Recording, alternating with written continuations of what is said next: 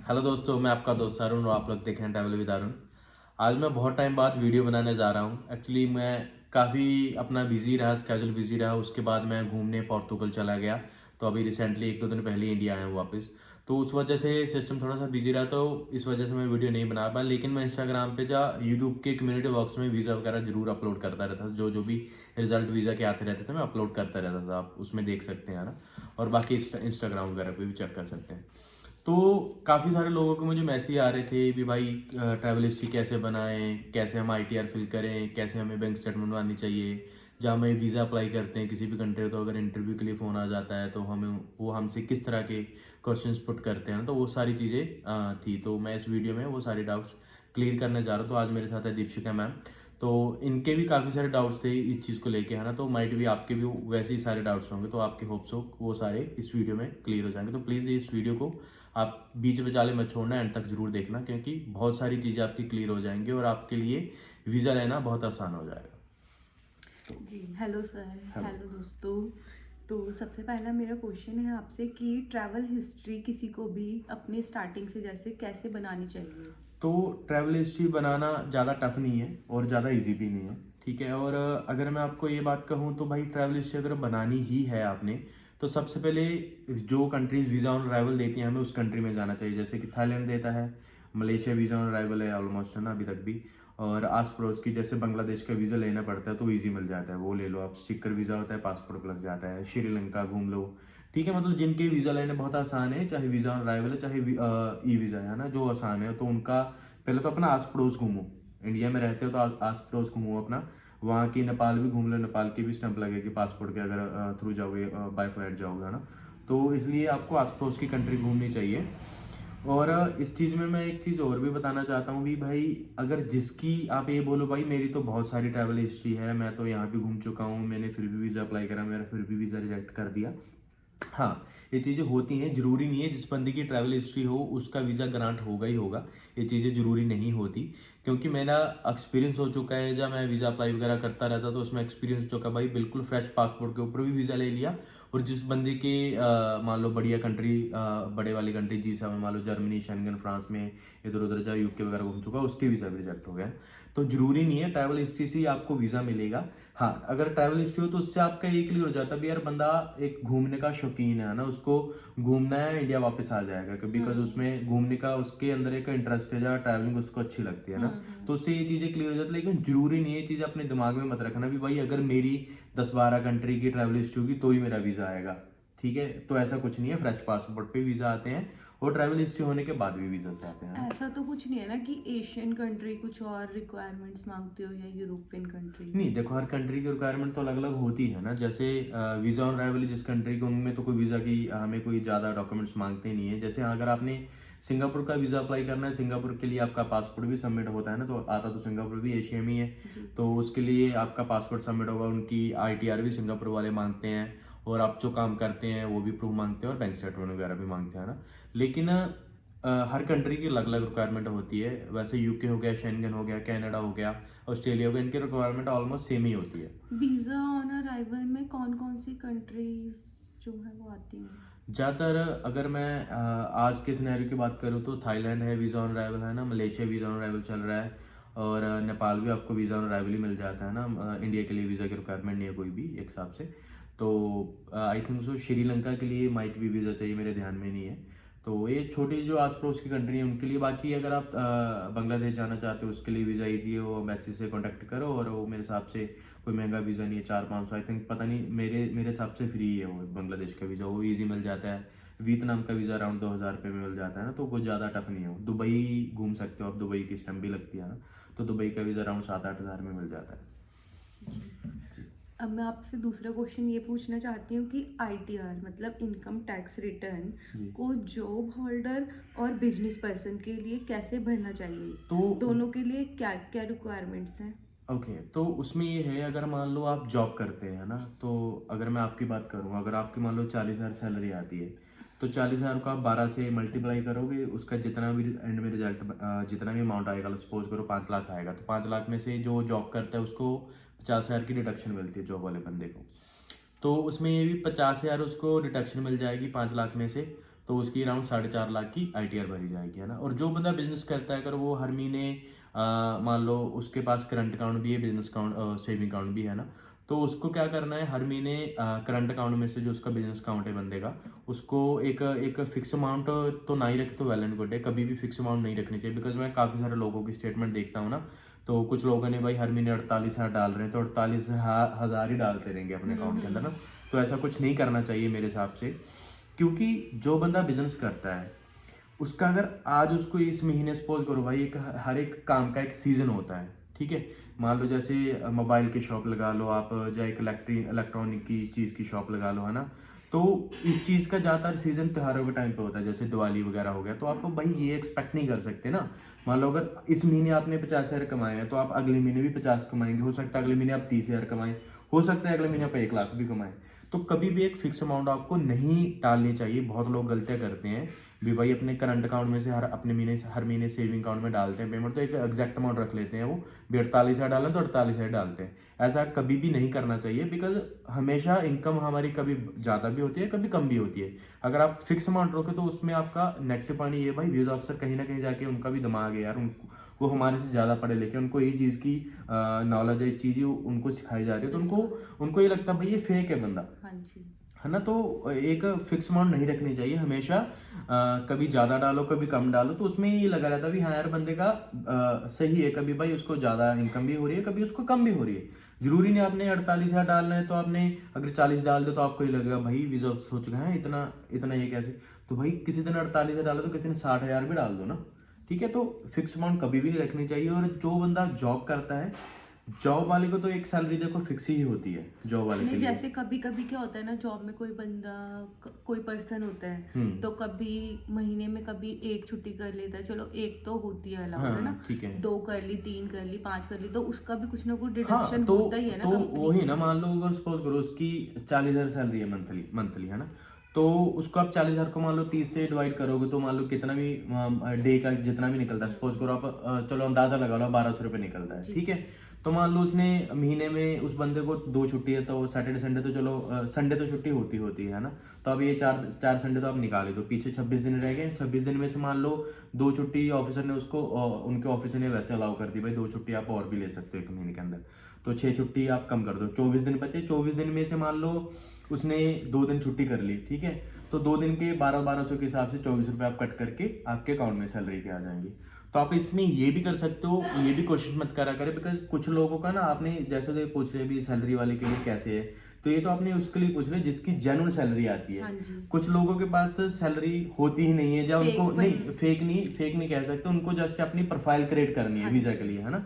तो उनको क्या करना है, उनको कभी भी अपने जिस एम्प्लॉयर से भी सैलरी डलवाएंगे उससे प्लीज फिक्स सैलरी मत डलवाएं। उससे भी आप जॉब वालों के लिए भी सेम ऐसा ही है, भी फिक्स सैलरी आपको नहीं डलवानी चाहिए कभी भी। तो आपको क्या करना है, कभी आपने साथ में अपना इंसेंटिव ऐड कर लो, है ना। तो जब आपकी सैलरी है, मान लो आपकी सैलरी है, आपने फिक्स 40,000 रख ली सपोज करो, तो आपको हर महीने एक लमसम अमाउंट उसके ऊपर 1,500 2,000 आप एज ए इंसेंटिव पे डलवा लिया करो। मान लो 40,000 सैलरी है, तो 2,000 प्लस उसमें ऐड करके 42,000 आपने डलवा लिए। किसी दिन 41,500 डलवा लिए, किसी दिन 40,800 डलवा लिए, किसी दिन 40,000 भी डलवा लिए। और किस दिन सैलरी जॉब मान लो आपने 1-2 छुट्टी करी, तो उसमें से कम करवा के 40,000 में से 1-2 दिन जो कम आपके डिडक्ट होंगे, उसके बाद 38,000 जो भी आपका बनेगा, तो उतना भी डलवा सकते हो। तो इस तरीके से डलवानी चाहिए, फिक्स अमाउंट कभी भी नहीं रखनी चाहिए। मेरा थर्ड क्वेश्चन आपसे ये है कि हमें अपने अकाउंट को किस तरह से मेंटेन करके चलना चाहिए। तो मेंटेन करना ज़्यादा टफ नहीं है। देखो सबसे बड़ी बात तो ये भी है, अगर आप लोग भाई वीज़ा लेना चाहते हो, किसी को बंदे को 5 लाख 10 लाख देने से अच्छा है अपने पैसे अपने पास रखो, अपने अकाउंट में रखो, और खुद से अपना अकाउंट मेंटेन करो। और वीज़ा लेना मेरे हिसाब से टफ नहीं है, बहुत ईजी है ये काम, है ना। तो किसी को भी मैं ये सजेस्ट नहीं करूँगा भाई भी आप 5 लाख देकर या 10 लाख देकर भी आप किसी भी कंट्री का वीज़ा नहीं, है ना। अभी जैसे रिसेंटली यूएसए से काफ़ी सारे इंडियन से डिपोर्ट हुए हैं, या काफ़ी सारे लोग वहाँ पे डिपोर्ट हो रहे हैं, जो भी जिस कंट्रीज के भी, है ना। तो मैंने जहाँ तक न्यूज़ में सुना भाई, कोई लोग 50 लाख लगा के गए, कोई 70 लाख लगा के गए। तो यार भाई मेरे हिसाब से वो पागल है पहली बात तो, क्योंकि यूएसए का वीज़ा लेना बहुत ईजी है। 15-16 हज़ार एम्बेसी फीस। अगर आपका मान लो आपको अपॉइंटमेंट जल्दी नहीं मिल रही, तो आपकी 10-20 हज़ार आप एक्स्ट्रा और लगा लो। तो आप अगर मान लो आप वीज़ा अप्लाई करते हो, जैसे कि अगर आप 40,000 या 45,000 50,000 खर्चा, 50,000 खर्चा मान लो आप, मोटा मोटा इतना लगेगा नहीं, 50,000 खर्चा मान के चल लो। अगर आपने 10 बार वीज़ा अप्लाई कर लिया तो 5 लाख लगे, एटलीस्ट आपको 5 लाख में एक्सपीरियंस मिल गया। और ऐसा तो है नहीं भाई 10 के 10 टाइम भी आपका वीज़ा रिफ्यूज़ होगा, बिल्कुल। एक बार, 2 बार, तीसरी बार था, 5वीं बार तो एटलीस्ट आपको वीज़ा मिलेगा ना। तो आप इससे अच्छा 50 लाख लगाने से अच्छा है 5 लाख इन्वेस्ट कर लो अपने ऊपर, क्योंकि अपने पैसे अपने ऊपर इन्वेस्ट करो। 50 लाख से तो 5 लाख मेरे हिसाब से कम ही है। और सबसे बड़ी बात, लीगली जाओगे, वीज़ा आपको मिलेगा ना, आपको कोई ऐसे टेंशन नहीं भाई डिपोर्ट कर दिया कुछ हो गया, तो मेरे हिसाब से ये चीज़ नहीं करनी चाहिए। और स्टेटमेंट मेंटेन करने की बात यहाँ पे ये है भी, स्टेटमेंट मेंटेन करना टफ नहीं है। उसमें ये है, अगर आपकी वही मैंने आपको बताया भी, अगर आप बिजनेस करते हो तो आप एक एग्जैक्ट अमाउंट या एक अमाउंट आप हर महीने करंट में से सेविंग में डाल रहे हो। सपोज करो आप 50,000 डाल रहे हो, है ना, मैं एक राउंड अमाउंट लेके चल रहा हूँ, तो 50,000 आप डाल रहे हो, तो 50,000 में से आपको क्या करना है, हर महीने 50,000 में से आपको अगर तो आप मैरिड हो, आपके बच्चे हैं, तो उस हिसाब से आपको हर महीने 50,000 में से 15,000 पे आपको एक्सपेंसेस दिखाने पड़ेंगे। बिकॉज जो शादीशुदा बंदे भाई उसके घर के एक्सपेंस भी होते हैं, बच्चे भी होते हैं ना, उस तरीके से। तो आपको हर महीने अपना 15,000 पे 15 से 20,000 पे आपको हर महीने स्टेटमेंट से खर्चा करना है। वो ऐसे नहीं हो भाई आपने 5,000 एक बार निकलवा लिए, 10,000 एक बार निकलवा लिए और 5,000 एक बार, चलो जी 20,000 मेरा तो खत्म हो गया। ऐसा नहीं होना चाहिए। कभी 1,000 रुपये, कभी 2,000 रुपये, कभी 3,000 रुपये, कभी 500 रुपये, कभी 200 रुपये, है ना।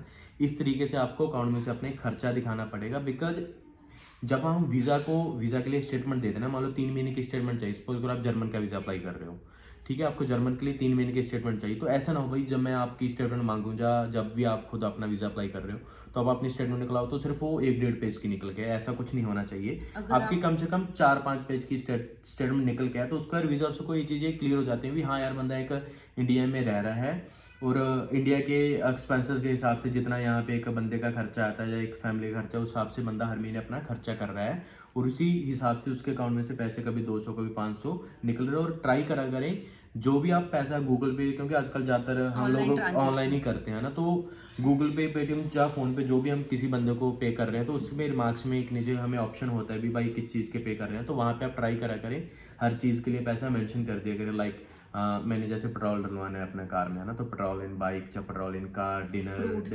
है ना, बाय फ्रूट या ग्रोसरी वगैरह आप परचेज कर रहे हैं तो उस तरीके से ग्रोसरी परचेज ऐसा एक लिख दिया करें।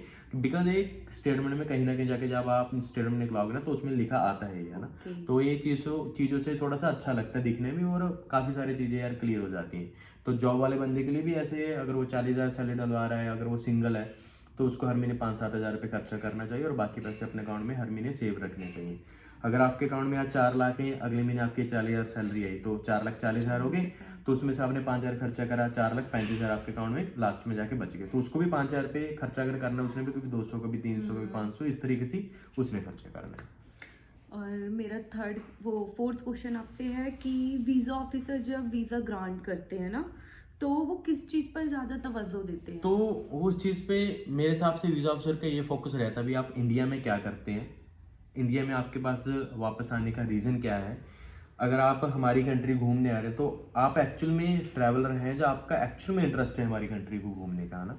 तो ये चीज़ के ऊपर मेरे हिसाब से वीज़ा ऑफिसर ज़्यादा फोकस करते हैं। अगर आप शादीशुदा हैं तो आपके बच्चे होंगे, जो आपकी वाइफ होगी तो वो आपके लिए प्लस पॉइंट है। अगर आप अनमेरिड हैं, जैसे मैंने खुद का, जब मैंने जर्मन का वीज़ा लिया था, फर्स्ट शेंगन वीज़ा लिया था, तो एज ए मैंने जर्मन का लिया है, यूके लिया है, जापान लिया है ना, तो मैंने सारे वीज़ा से अनमेरिड प्रोफाइल के ऊपर ही लिए हैं। तो ऐसा नहीं है भी अनमेरिड बंदे को वीज़ा नहीं मिलता, बहुत ईजी है। तो उसके लिए आपको, जो बंदा शादीशुदा हो तो चलो ये प्रूफ हो जाएगा भाई उसके वाइफ है, बच्चे हैं, सब कुछ है ना। जो बंदा अनमैरिड है उसके लिए भाई एक तो अपना वो ट्राई करे भी जॉब थोड़ी सी अच्छी दिखाए, सैलरी जिसमें अच्छी हो, थोड़ी 35,000 सैलरी तो एटलीस्ट बंदे की होनी ही चाहिए वीज़ा के लिए, है ना। तो जैसे मैंने भी अपनी अराउंड 35,000 ही सैलरी दिखाई जब वीज़ा अप्लाई करा था, तो 35 तो राउंड बंदी की सैलरी, और ऊपर से मेरे नाम पे कोई प्रॉपर्टी वगैरह नहीं थी, तो ये जरूरी नहीं है शेंगेन वीज़ा के लिए भाई आपके नाम पे प्रॉपर्टी हो फिर ही आपको वीज़ा मिलेगा। मेरे पास कोई प्रॉपर्टी नहीं थी, तो मैंने आपने एक सैलरी दिखाई थी और उसके अलावा मैंने ये दिखाया था भाई मेरे मम्मी पापा इंडिया में हैं, तो मैंने उनके पास उनकी टेक केयर करने के लिए मुझे इंडिया वापस आना पड़ेगा। बाकी थोड़ा बहुत ये था कि मैं थोड़ा बहुत तो 2-4 कंट्री पहले घूम चुका था, तो उस वजह से मेरा ये प्लस पॉइंट हो गया था भी हाँ यार बंदा ट्रैवलर है एक्चुअल में, है ना, तो वो चीज़ों का हो गया था।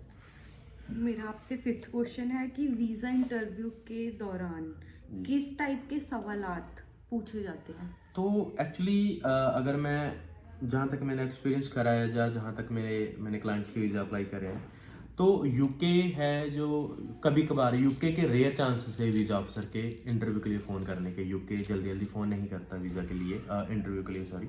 और कनाडा भी नहीं करता, ना ही ऑस्ट्रेलिया करता है ना। ऑस्ट्रेलिया का भी मेरे सिर्फ एक क्लाइंट का फ़ोन आया था भी आप कहाँ रहते हो ये वो थोड़ा बहुत क्वेश्चन पूछने के लिए, उसको भी बड़ी इजीली वीज़ा मिल गया था ना, तो अनमेरिड प्रोफाइल थी उसकी। तो ज़्यादातर जर्मन एम्बेसी इंटरव्यू के लिए फ़ोन करती है ना, तो जर्मन एम्बेसी अगर इंटरव्यू के लिए आपको फ़ोन कर रही है तो वो ज़्यादा क्वेश्चन नहीं पूछेंगे। उनका मेन फोकस भी बस यही होता है भाई आप इंडिया में क्या करते हो, आपको ये पूछ सकते हैं भी आप जॉब क्या करते हो, जब बिजनेस कर रहे हो उस चीज़ का नाम बताओ, कब से कर रहे हो, ठीक है, आपकी अगर आप खुद का बिजनेस कर रहे हो तो कहाँ पे, कौन से एड्रेस पे है, ठीक है, तो ये सारी चीजें जो भी होती हैं। आपने मतलब मेंशन किया हाँ, होता जो है भी उससे मेंशन किया तो रिलेटेड उस कुछ भी चीज के क्वेश्चन रिलेटेड पूछ पूछ सकते हैं हैं कि आपको एक्चुअल में अपने बारे में पता है या नहीं हाँ बिल्कुल पता है, बिल्कुल कि आपने फेक डॉक्यूमेंट तो नहीं लगाए हाँ, हैं। उनको ये होता है भाई ये जस्ट एक वीज़ा लेने के लिए जस्ट आपने ऐसे तो नहीं बस ये एमएसएमई बना के लगा दिया जाए, जॉब दिखा दिया आपने किसी के पास, जस्ट ऐसे तो नहीं है ना। अगर आपने जॉब दिखा रखी है सेल्स एग्जीक्यूटिव की अपनी, तो आपसे ये चीज़ भी पूछ सकते हैं भाई सेल्स एग्जीक्यूटिव तो आप हो, तो उसमें आप करते क्या हो।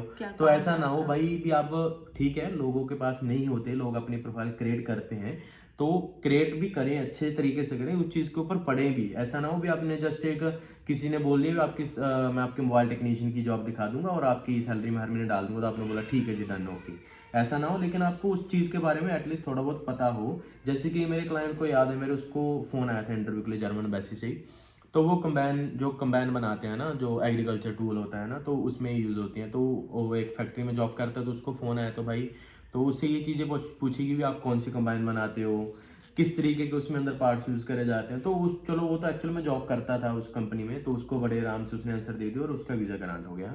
तो ये सारी चीज़ें आप ध्यान में रखें भी भाई जो चीज़ भी आप लगा रहे हो वीज़ा के लिए वो उस चीज़ के बारे में आपको डिटेल में पता होना चाहिए। मतलब अगर आप किसी के थ्रू भी अप्लाई करवा हाँ, रहे हो तो वीजा, तो आप भी उसको एक बार फोकस करो भी उस ऐसे पर्सन ने हमें क्या बना हाँ, कर दिया है उसपे और क्या लिखा है कुछ उसमें। लोग ना सिर्फ ये होता है भाई हाँ इसने एजेंट ने मेरा वीज़ा अप्लाई कर दिया, अब ये देखे हमें कुछ नहीं पता है, ऐसे नहीं होना चाहिए।